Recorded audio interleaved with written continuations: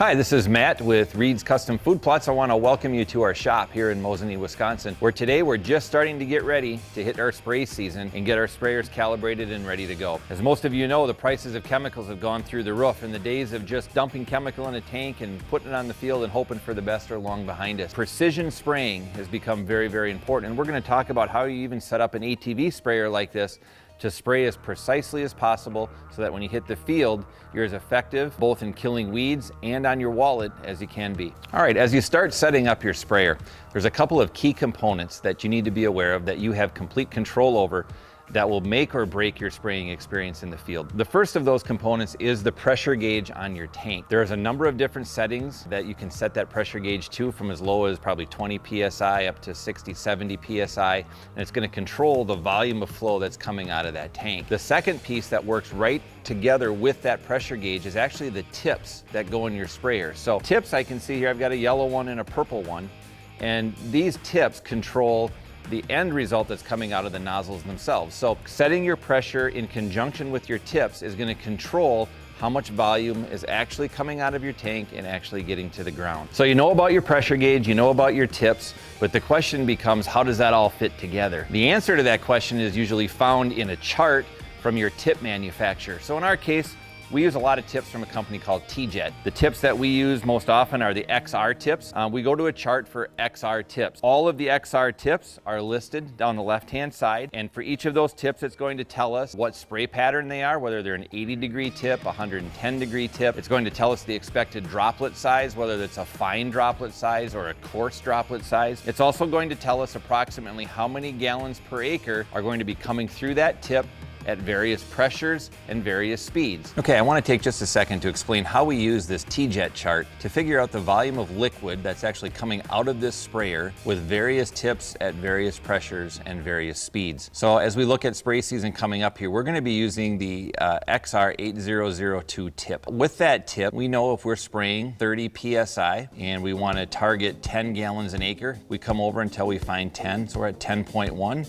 Go up the chart, that's 5 miles an hour. So we know if we spray at 5 miles an hour at 30 PSI with that particular tip, we're gonna put down roughly 10 gallons an acre.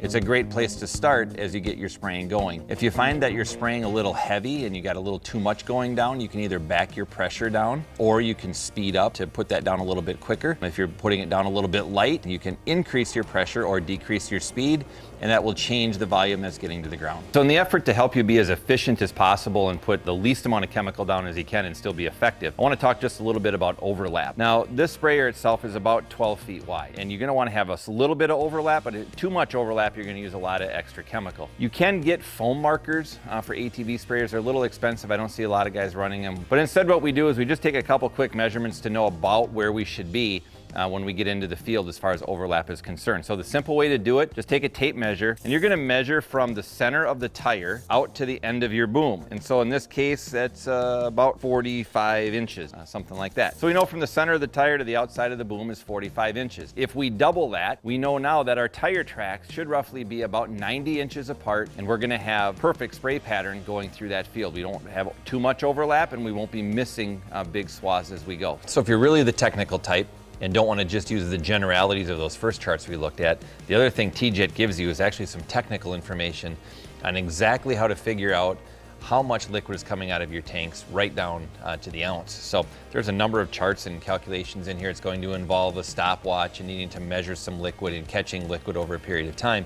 But you can certainly do that to see how your sprayer performs and be very, very precise with it. So a couple of years ago, I was in the field and I was actually doing some spraying on some customer work.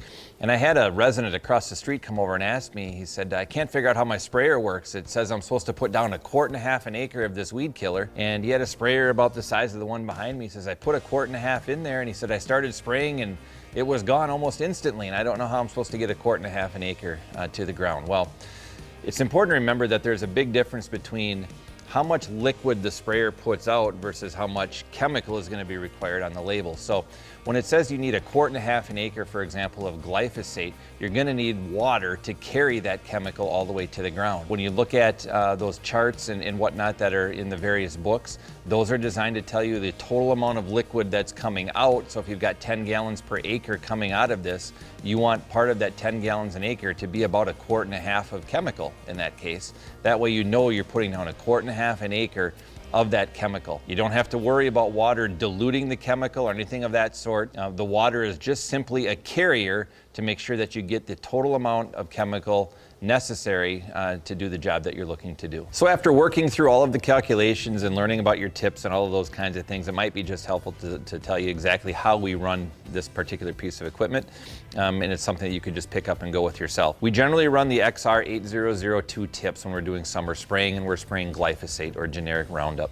We've got a 25-gallon tank on this ATV. That 25-gallon tank, we generally will run between 25 and 30 PSI, between 5 and 6 miles an hour. We'll mix 3.75 quarts of Roundup into this 25-gallon tank, and if we run it at that PSI and at that speed, we should be able to spray about 2.5 acres, and it's worked very well for us for a very long time. I hope you found this video helpful today. If you've got questions or want some more technical advice, we run ATV sprayers, tractor sprayers, just about any kind of sprayer you can imagine. Feel free to drop us a note. We'll be glad to help you any way that we can, and we look forward to seeing you on our next video.